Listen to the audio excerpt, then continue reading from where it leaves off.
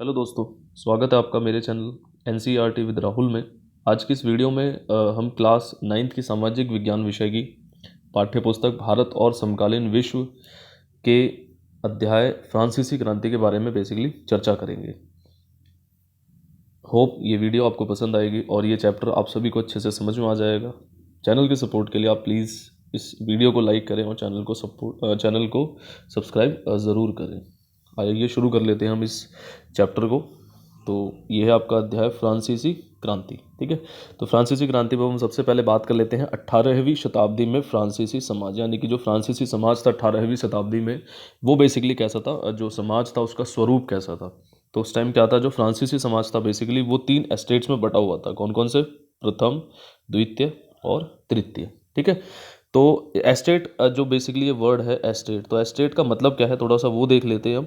तो एस्टेट क्या था कि फ्रांसीसी क्रांति से पहले वहाँ के समाज में सत्ता और सामाजिक हैसियत को अभिव्यक्त करने वाली श्रेणी। ठीक है, यानी कि सत्ता में उनका क्या स्थान था, है ना, कितना रोल था, और सामाजिक हैसियत बेसिकली उनकी कैसी, तो उसको दर्शाने के लिए क्या था, ये जो है श्रेणियाँ बना रखी थी, प्रथम, द्वितीय और तृतीय, जिनको बेसिकली क्या था, आपका एस्टेट कहा जाता था।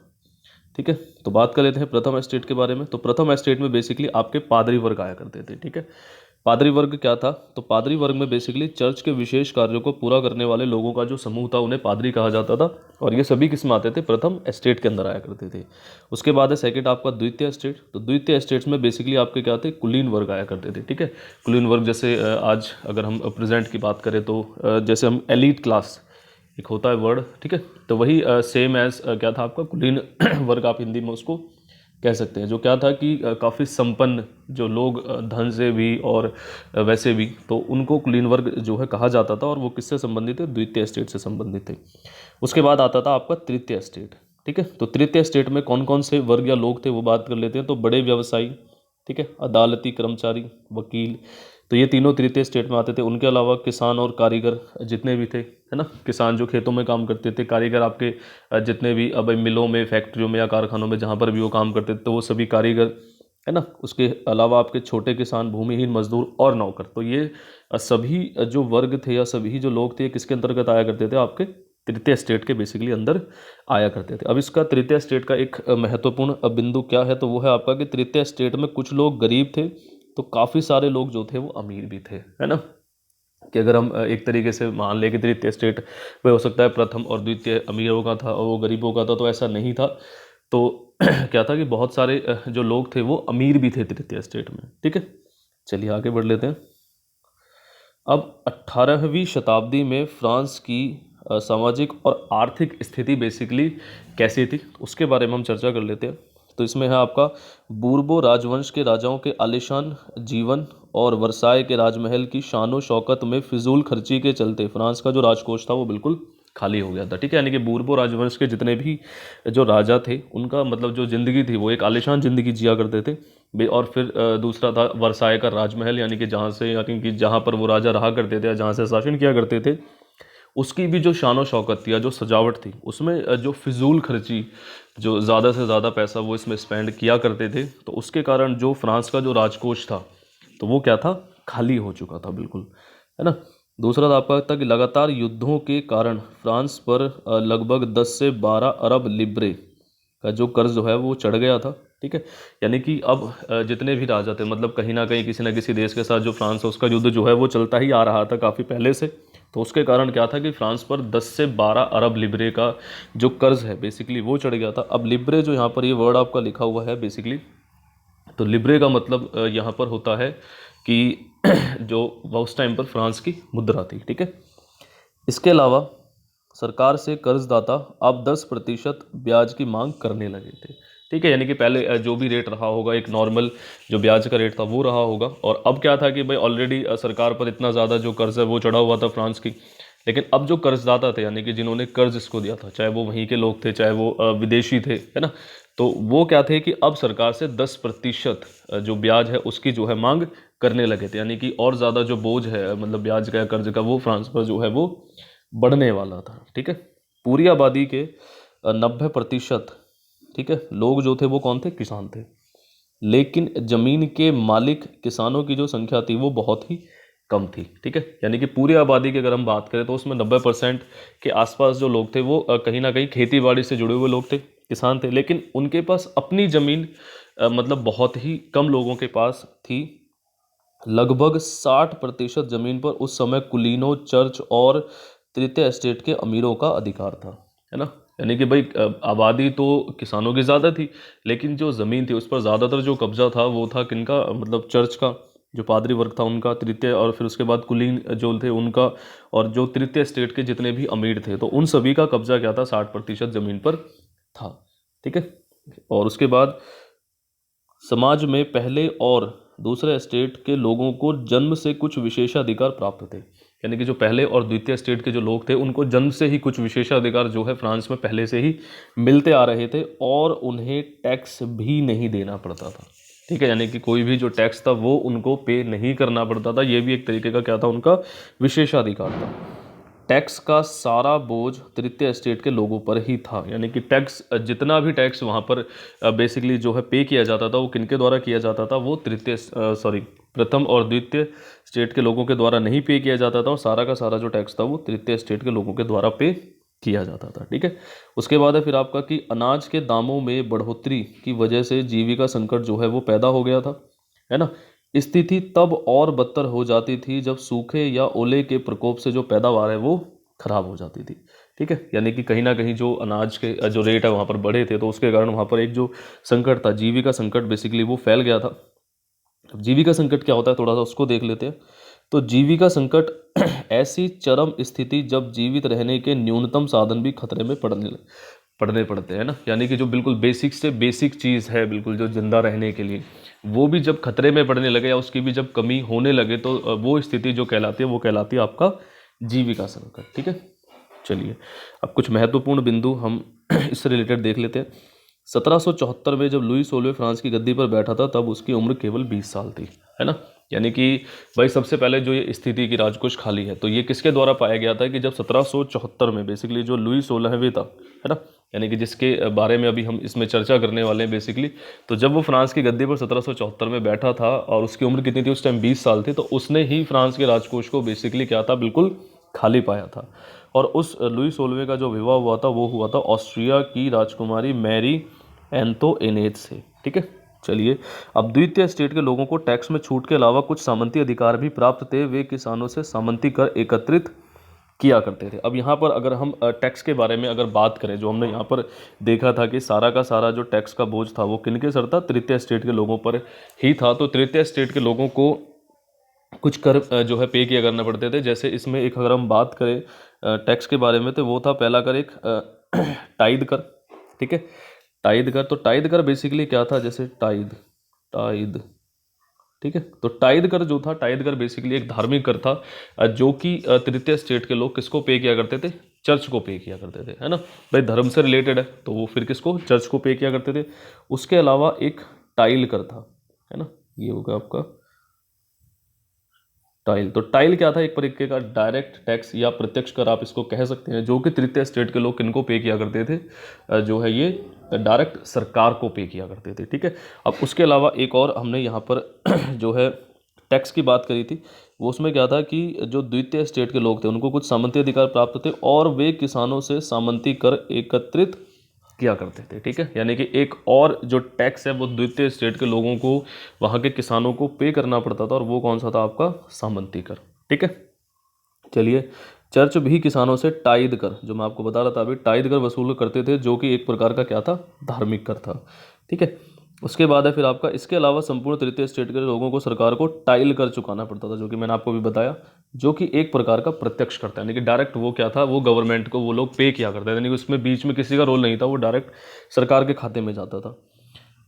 सरकार द्वारा तृतीय स्टेट के लोगों से कुछ अप्रत्यक्ष कर भी वसूले जाते थे, है ना। यानी कि एक तो हो गया डायरेक्ट टैक्स जिसको टाइल कहा जाता था, लेकिन कुछ इनडायरेक्ट टैक्स या अप्रत्यक्ष कर भी थे जो कि क्या था, नमक और तंबाकू जैसी रोजाना उपभोग की वस्तुओं पर लगाया जाता था। ठीक है, यानी कि इनडायरेक्ट टैक्स बेसिकली वो था जो कि रोजाना उपभोग की वस्तु जैसे नमक हो गया, तंबाकू हो गया, जो लोग वहाँ डेली यूज़ किया करते थे, उन पर जो टैक्स लगाए जाते थे। ठीक है, अब क्या था कि फ्रांस की जो जनसंख्या थी वो 1715 में 2 करोड़ 30 लाख लगभग 2.3 करोड़ थी, जो कि 1789 में बढ़कर 2.8 करोड़ यानी कि लगभग 2 करोड़ 80 लाख के आसपास हो गई थी। और इसकी ही वजह से अनाज उत्पादन की तुलना में मांग काफ़ी तेज़ी से बढ़ गई थी, है ना। यानी कि इस लाइन का जो मतलब है उसको हम जो है डायरेक्ट लिंक कर सकते हैं जो हमने लास्ट वाला ऑप्शन था इसमें, जीविका संकट वाला। ठीक है, यानी कि अनाज के दामों में जो बढ़ोतरी हुई, तो बढ़ोतरी किस वजह से हुई थी कि अनाज की जो मांग थी वो उसकी उत्पादन से ज़्यादा हो गई थी। तो भैया जब उत्पादन से ज़्यादा मांग हो जाएगी तो ऑब्वियस सी बात है उसके रेट बढ़ जाएंगे, खरीदार ज़्यादा हो जाएंगे मार्केट में, है ना। तो उसी स्थिति के कारण जो है वहाँ पर जीविका संकट पैदा हो गया। तब भाई पैसे वाले जो लोग हैं वो तो खरीद लिया करते थे जब उनके रेट बढ़े, लेकिन बेचारा जो बहुत ही गरीब तबका है, लेकिन गरीबों में भी जो सबसे गरीब है, कहीं ना कहीं उसके लिए तो एक तरीके का जीविका संकट है कि कहीं ना कहीं बेसिक चीज़ें भी अगर वो नहीं खरीद पाएगा तो फिर, है ना। तो वही चीज़ थी। तो आबादी बढ़ना भी एक रीज़न था किसका, जीविका संकट का। ठीक है, चलिए आगे बात कर लेते हैं। अब हम नेक्स्ट पॉइंट जो हम बात करेंगे जिसके बारे में, वो है आपका फ्रांसीसी क्रांति के कारण। यानी कि फ्रांसीसी क्रांति जो बेसिकली हुई थी तो उसके कारण क्या क्या थे, तो फ्रांसीसी क्रांति बेसिकली हुई क्यों थी या किस वजह से हुई थी। तो इसके बेसिकली हम टोटल 5 रीजंस जो है देखेंगे। तो यह पहला है आपका सामाजिक कारण। ठीक है, तो सामाजिक कारण में फर्स्ट है आपका सामाजिक भेदभाव। यानी कि अभी जो हमने बात करी कि सामाजिक भेदभाव, एक तो हम यही देख सकते हैं कि जो प्रथम और द्वितीय स्टेट के यानी कि पादरी और कुलीन वर्ग जो थे उनको क्या है, कुछ जन्मजात जो है उनको विशेषाधिकार प्राप्त थे जो कि तृतीय स्टेट के लोगों को नहीं थे। तो एक तरीके का तो ये सामाजिक भेदभाव हो गया। दूसरा, टैक्स भी सारा का सारा जो पे करना पड़ता था वो तृतीय स्टेट के लोगों को ही पे करना पड़ता था, प्रथम और द्वितीय स्टेट के लोगों को टैक्स नहीं देना पड़ता था। उल्टा तृतीय स्टेट के लोगों को सरकार को टैक्स पे करने के साथ साथ प्रथम और द्वितीय स्टेट के लोगों को भी कुछ टैक्स पे करने पड़ा करते थे। जैसे अभी हमने चर्च के बारे में देखा था कि चर्च को टाइद कर वो दिया करते थे जो कि एक धार्मिक कर था, और द्वितीय स्टेट यानी कि कुलीन वर्ग को एक सामंती कर जो है वहाँ के किसान जो है बेसिकली वो भी किया करते थे। ठीक है, उसके बाद आपके जन्म पर आधारित विशेषाधिकार, यानी कि कुछ विशेषाधिकार कहीं ना कहीं प्रथम और द्वितीय स्टेट के लोगों को जन्म जात भी जो है उनको मिले हुए थे। ठीक है, उसके बाद है दूसरा आपका राजनीतिक कारण। ठीक है, राजनीतिक कारण में अगर हम बात करें तो कमज़ोर शासन। ठीक है, तो कमज़ोर शासन जो है बेसिकली अगर हम उसमें देखें तो यहाँ पर आ जाते हैं महत्वपूर्ण बिंदु। तो कमज़ोर शासन बेसिकली था क्या कि बूर्बो राजवंश के अन्य शासकों के मुकाबले जो लुई 16वें का शासन था वो क्या था, काफ़ी ज़्यादा कमज़ोर था।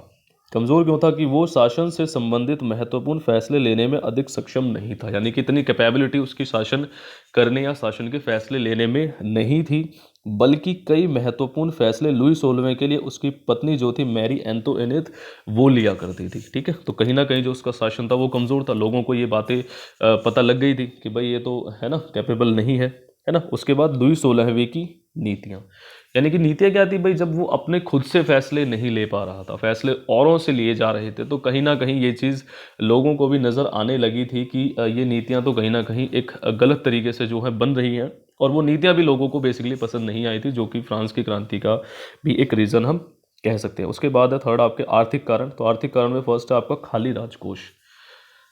अब खाली राजकोष क्या था, बेसिकली भाई राजकोष में पैसा, देखो लोग टैक्स पे कर रहे हैं, है ना, किस लिए कर रहे हैं, ताकि जो आपके जो देश का है, जो आपके शहर का जो बेसिकली सरकार का जो राजकोष है वो कहीं ना कहीं उसमें पैसा रहे, उसमें भरा रहे। और वो किस लिए कि भाई मान लो अगर कोई भी आपदा की स्थिति हो जाती है तो उस पैसे को यूज़ किया जा सके, या फिर जो भी बेसिकली सुविधाएं जो सरकार पे करती हैं तो वो सुचारू रूप से जो सरकार है वो पे कर सकें।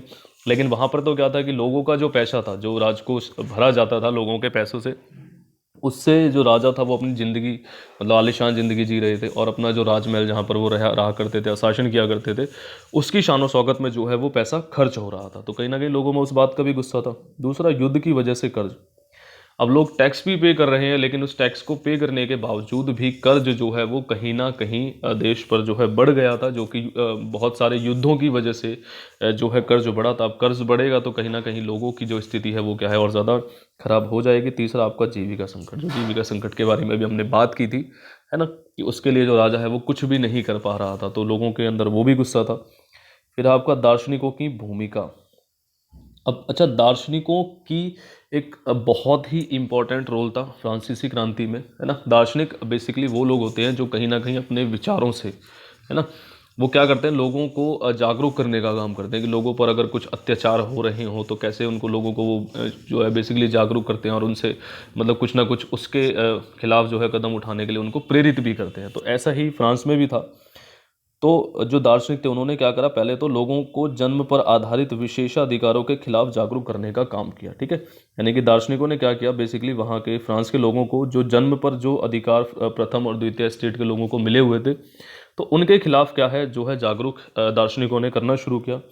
दूसरा, लोगों के सामने स्वतंत्रता और समानता आधारित व्यवस्था की मॉडल पेश करना, है ना, कि भाई पहले क्या था कि लोगों को बेसिकली क्या है, आदत हो चुकी थी जिस स्थिति में वो रह रहे थे, यानी कि जिन पर अत्याचार हो रहे थे, जिसमें बेसिकली आपके तृतीय स्टेट के लोग ज़्यादा थे, तो उनको कहीं ना कहीं क्या है, आदत हो गई थी उसी ज़िंदगी को जीने की, है ना। तो इन दार्शनिकों ने क्या किया कि उनके सामने कुछ मॉडल पेश किए, कैसे स्वतंत्रता के, कि भाई जब तुम स्वतंत्र हो जाओगे और बराबर टैक्स वगैरह जब तुम सभी लोगों के, है ना, के जो है तुम पे करोगे तो ज़िंदगी कैसी होगी, समानता, यानी कि जब सभी को समान अधिकार प्राप्त हो जाएंगे, है ना, सभी समान समझे जाएंगे, तो एक कैसी जो व्यवस्था है वो हो जाएगी। तो इस तरीके जब लोगों के सामने उन्होंने बहुत सारे मॉडल पेश करने शुरू हुए, तो कहीं ना कहीं लोग जो है जागरूक होने लगे, है ना। तो और वो क्या थे कि इस व्यवस्था से जो है वो भी खुद जो है बाहर निकलना चाह रहे थे, है ना। तो कहीं ना कहीं उनको एक जो है हिम्मत जो आप कह सकते हो वो मिली थी इन दार्शनिकों के द्वारा।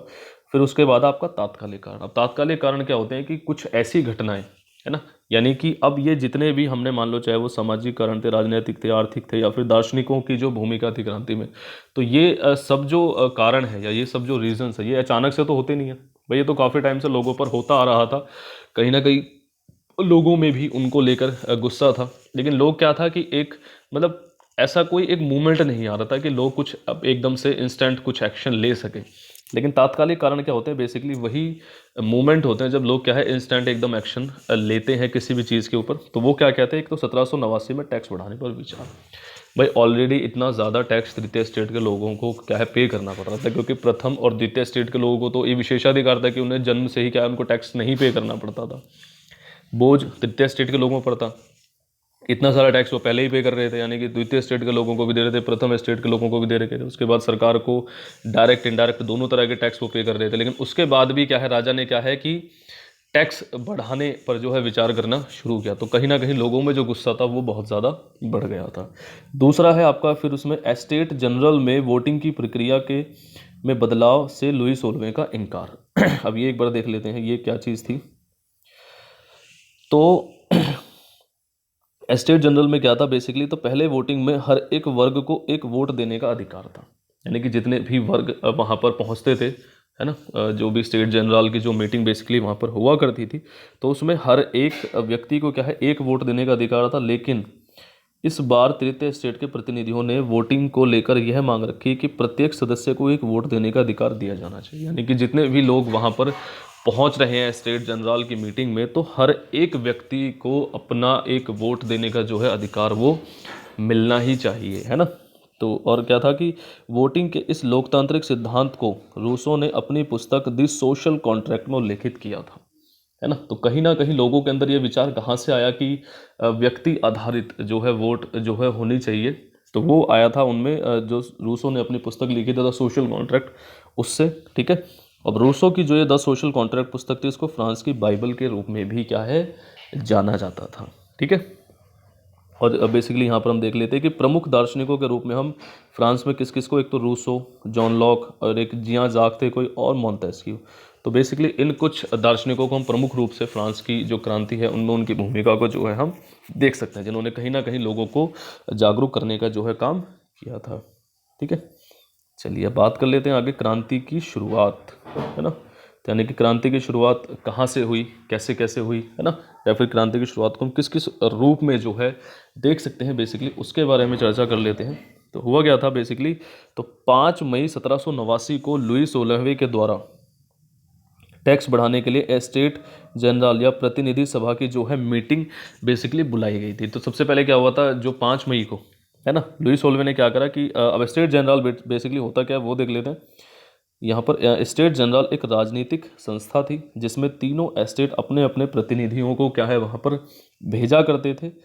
प्राचीन राजतंत्र के अनुसार राजा अपनी मर्जी से कर नहीं लगा सकता था, इसके लिए उसे स्टेट जनरल या प्रतिनिधि सभा की बैठक को बुलाकर नए करों के अपने प्रस्तावों पर मंजूरी लेनी पड़ती थी, और इस संस्था की बैठक बुलाने का निर्णय सम्राट ही कर सकता था। ठीक है, अब एस्टेट जनरल बेसिकली क्या था, ये एक प्रकार की राजनीतिक संस्था थी, यानी कि राजनीति से जुड़ी हुई संस्था थी। है ना। जब भी इसकी मीटिंग बुलाई जाती थी तो प्रत्येक एस्टेट यानी कि प्रथम द्वितीय और तृतीय एस्टेट जो थे वो अपने अपने प्रतिनिधियों को, यानी कि सारे व्यक्ति वहाँ नहीं पहुँचते थे, वो मेन मेन लोगों को, अपने अपने जो भी प्रतिनिधि वो अपने में से चुना करते थे, उनको जो है वहाँ पर मीटिंग में वो भेज दिया करते थे। अब प्राचीन राजतंत्र में क्या था, बेसिकली जो ये स्टेट जनरल की मीटिंग जो है बुलाई जाती थी, तो ये क्या था कि राजा ही केवल जो है निर्णय कर सकता था कि ये मीटिंग कब बुलानी है या कैसे बुलानी है, ठीक है। और उसके बाद क्या था कि भाई अभी ये मीटिंग जो स्टेट जनरल की थी बेसिकली बुलाई क्यों जाती थी, तो इसके बारे में बात कर लेते हैं। तो प्राचीन राजतंत्र के अनुसार, यानी कि जो पहले से ही वहाँ पर जो है प्रक्रिया चली आ रही थी फ्रांस में, तो उसके अनुसार राजा अपनी मर्जी से कोई भी टैक्स नहीं लगा सकता था या टैक्स जो है वो बढ़ा नहीं सकता था। इसके लिए उसे स्टेट जनरल्स जो थे, जो प्रतिनिधि सभा थी, उसकी बैठक बुलाते था वो जो राजा था और नए कर के जो भी प्रस्ताव राजा के दिमाग में हुआ करते थे या जो भी लोग उसे मतलब प्रस्ताव दिया करते थे, उसके लिए वो स्टेट जनरल की मीटिंग में जो है प्रस्ताव की मंजूरी लिया करता था, ठीक है। तो ये एक स्टेट जनरल का ढांचा था। अब स्टेट जनरल की अब से पहले जो मीटिंग हुई थी सबसे लास्ट, वो हुई थी आपकी 1614 में, ठीक है। चलिए अब ये देख लेते हैं, ठीक है। तो ये हो गया आपका स्टेट जनरल।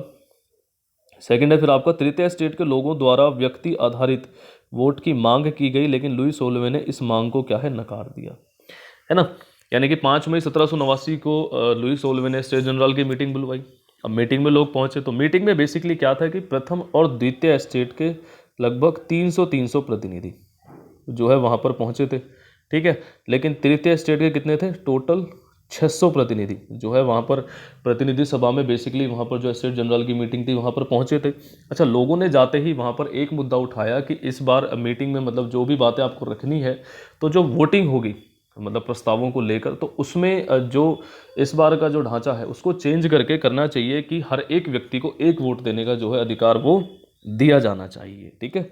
अब तृतीय स्टेट के लोगों ने इस बात का विरोध करते हुए सदन से वॉकआउट करना शुरू कर दिया। किस बात का, कि लुई 16वें ने जो है इस मांग को मानने से इनकार कर दिया और उसने क्लियरली कहा कि जो प्रक्रिया पहले से चली आ रही है, हम उसी प्रक्रिया के द्वारा ही जो है आगे भी जो हमारे जो प्रस्ताव है उन पर मंजूरी लिया करेंगे, ठीक है। तो ये आपके हो गए 3 पॉइंट।